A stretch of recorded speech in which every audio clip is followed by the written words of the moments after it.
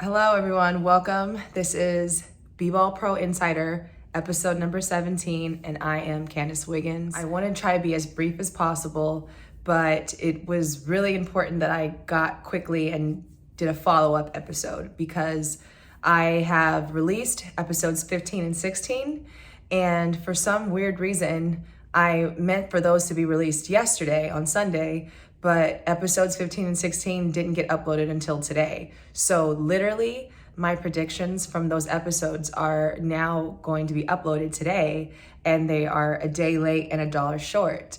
But what's interesting is that all the things that I said in those episodes, they all surprisingly shifted, the series. Like the predictions were accurate, but just in a weird way because I hadn't uploaded those videos, or so I thought. Basically, what I'm going to be doing in this episode is clarifying my talking trends points and also, some of the insight that I had from my review and previews of the series that are still ongoing.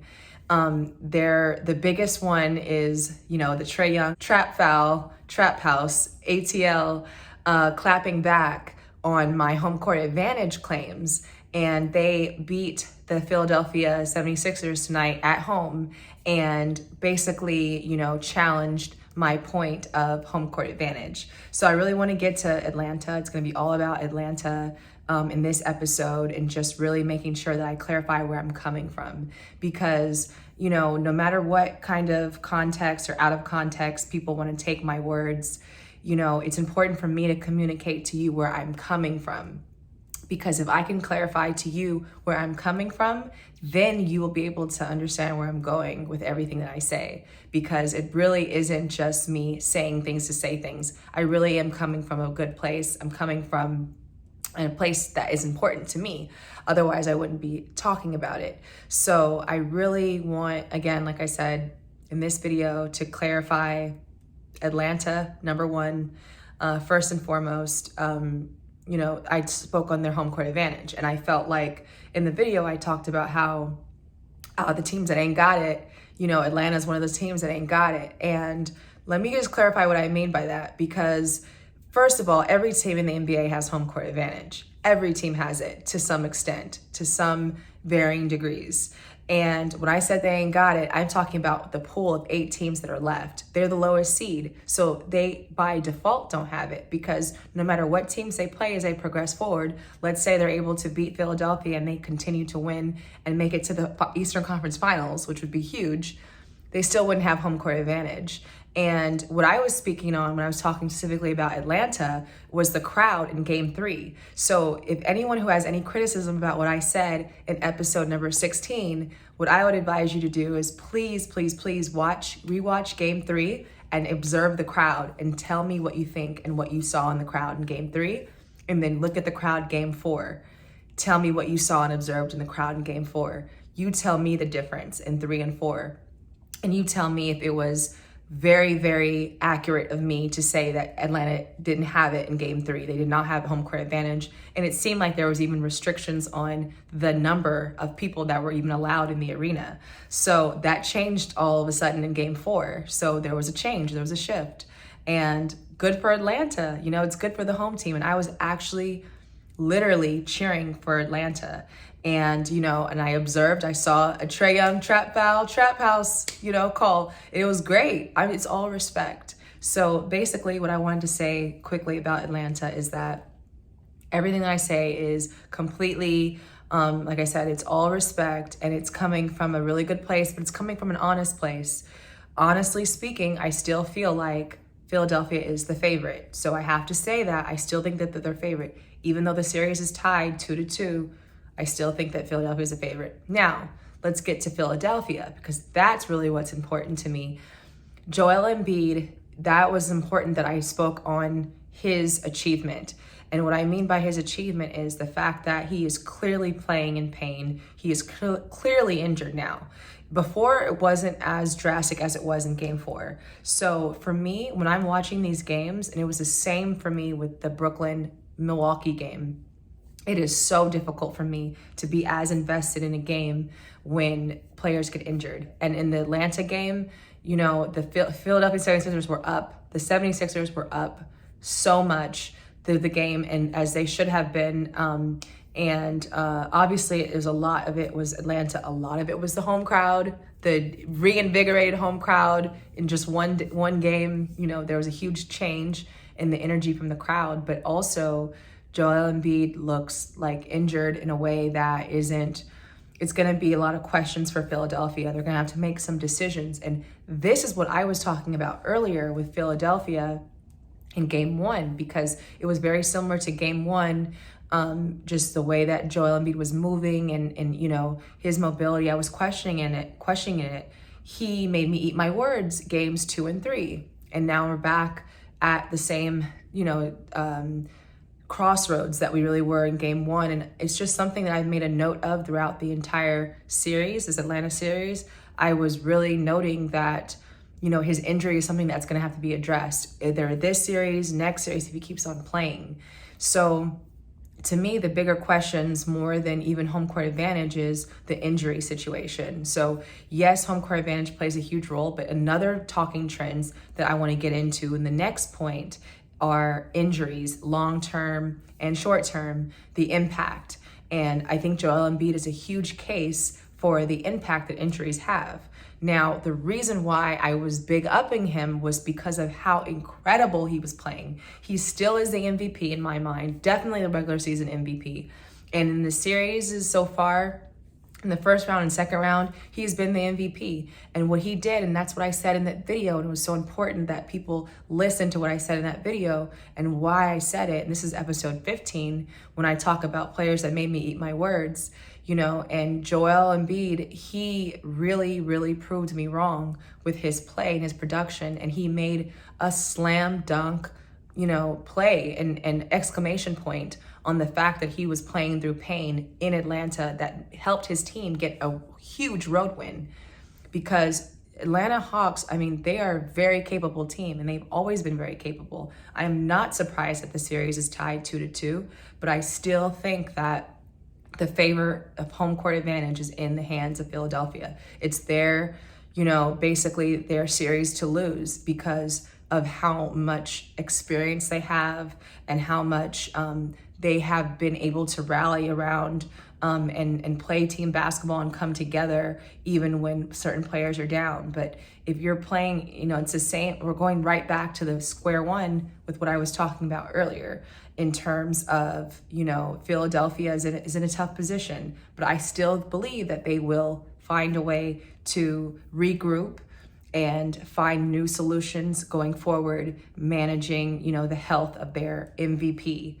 Also have other players that are going to be willing to step up. I think this is a huge moment for Ben Simmons. And I've always felt like he was really the fundamental leader of the 76ers. So it's basically Ben Simmons time, as I was saying in my earlier prediction show. So everything kind of comes full circle back to what I was saying, becoming, resolved, because over time, it shows that, what I'm talking about, it actually comes through, it follows through. So what I was talking about before with Joel Embiid is now happening again in the situation.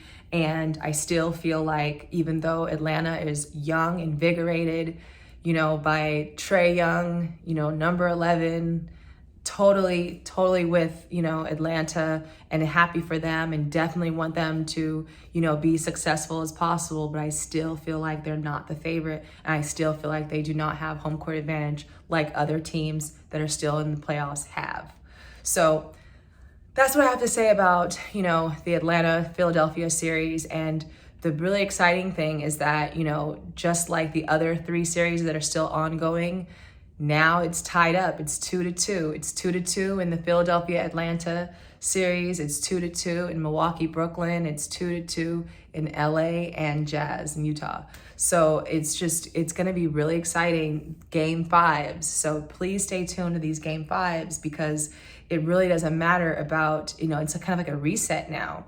Now it's really just the first to get 2 wins, 2 out of 3 wins. And that favors the home crowd, because just as pumped up as the Atlanta crowd was tonight to get their team back up, so is Philadelphia. And, I really think about, I really think about that when I say the things that I say. And I also understand that, you know, my words are really important, and the way that I carry the words, I want to make sure that everyone can be clear that it's all respect. There's no disrespect at all in my language intended. Now, if you feel that disrespect, then, you know, and if Atlanta felt any disrespect to what I said, then they sure definitely took that energy and translated it onto the court. So that's okay too. So you know, I'm really here to just kind of inspire, set the tone. The truth isn't mine to tell, you know.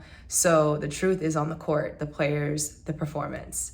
I just wanted to make sure that I said what I had to say about Joel Embiid, because I didn't want him to feel like I was questioning him anymore, questioning his commitment to the first 3 games and helping his team get a 2-1 lead on Atlanta. They're going to need that going forward. If they don't have him anymore, if he's really injured, because he's looking really injured now, or if he continues to play, you know, I think that his contribution has really solidified the toughness of Philadelphia. And whether you like it or not, you can't deny that. So then, okay, so that's really basically the big part of what I want to talk about in this episode 17 special night edition.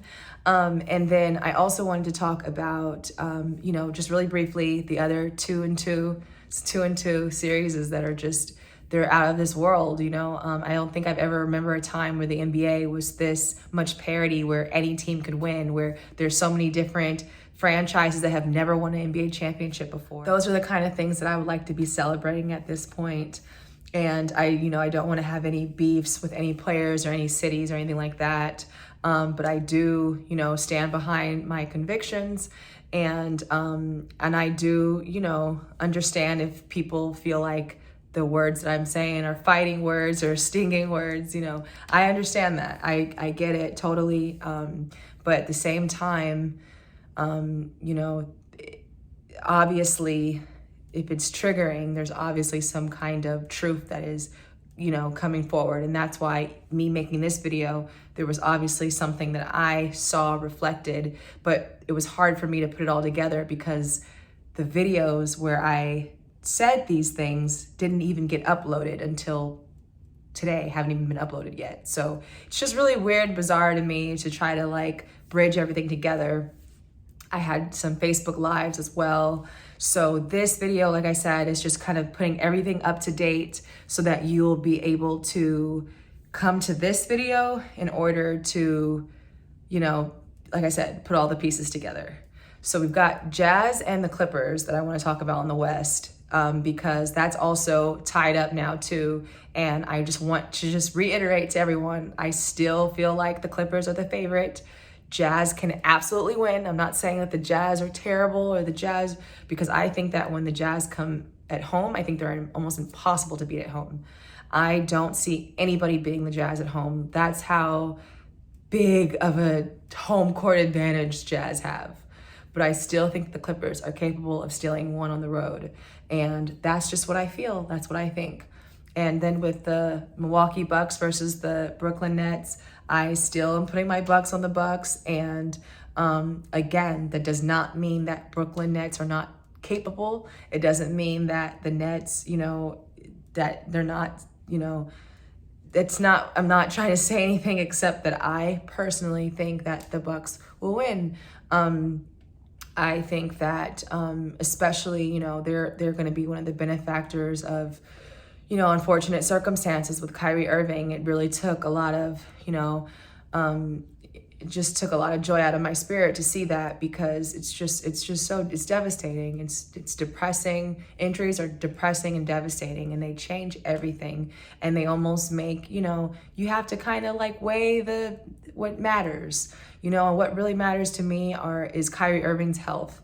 What matters to me is, you know, Joel Embiid's health, his long-term health, his mental health, all of those kind of things. Those players, you know, I really have a heart for injuries, for injured players, and just what they go through psychologically. And I want to make sure that that's at the forefront. And that's something that people should be a little bit more mindful of, because that's way more at play than I think people understand, while home court advantage of course is too, but it's really just about, you know, injuries. And that's what I was really trying to give respect to when I called out the things that I did.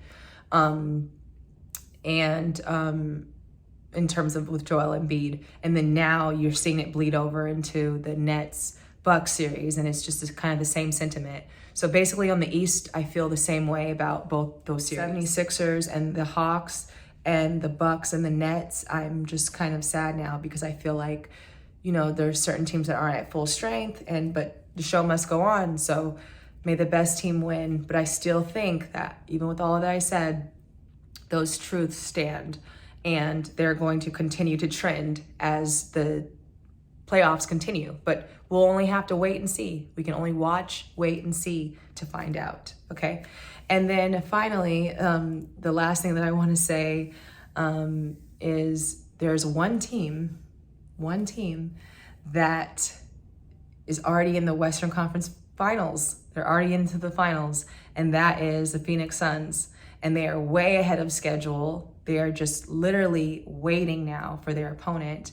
And so I think that above all the things that I say that are triggering, the one thing that should not trigger anybody, and the one thing that is the greatest truth in this moment right now, today, Tuesday, June 15th, 2021, is that the Phoenix Suns are the clear favorite in the NBA, clearly. And it's very clear now, and it's not even debatable. All the other teams have to prove they can beat the Suns, because the Suns now are the team to beat, and that should be on the forefront of minds of teams that are really true contenders. The teams that are just trying to challenge and be challenging and troll and all those things, those are the teams that not going to have, you know, the longevity that you need to really truly win an NBA championship title. So like I said, at the end of the day, it's really about contending. We're going to be in the Final Four stage. Right now, there are 7 teams left, and pretty soon there'll be 4 teams and then 2 teams. So there's going to be a huge, 50% cutoff of teams. And so the little things that separate teams are going to really show themselves. And any little, lack of focus on what's really important can be the thing that detracts a team and takes away their own hopes and chances. So I would just really, suggest that people start watching Game 5s. The Game 5s are going to just be out of this world. I can already tell because, I'm already triggered. So I already know that the games are going to really reflect that. And I'm really excited to see and to observe, to kind of, relax, watch, and shut up. And then I'll be able to really make predictions when I see it, because I just call things like I see them, and no more and no less. Just like you call things out like you see them. And, everyone seems to be really inspired and motivated by what I'm saying. So I'm going to keep on trying to, talk the good talk, but I'm not going to be able to really get my point across if, you don't know where I'm coming from. So I hope after this video, you can understand where I'm coming from. And in that case, you can also understand where I'm going. With that said, I will see you next episode.